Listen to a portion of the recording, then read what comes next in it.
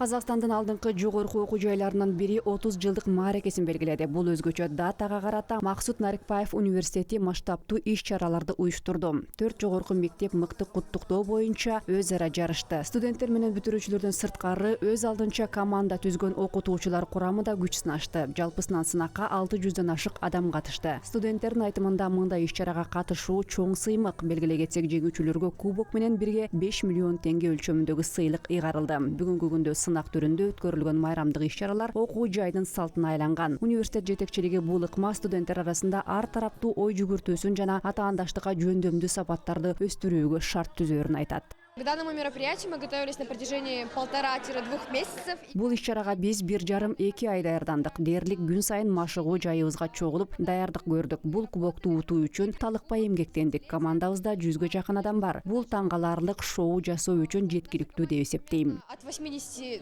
до 100 участников.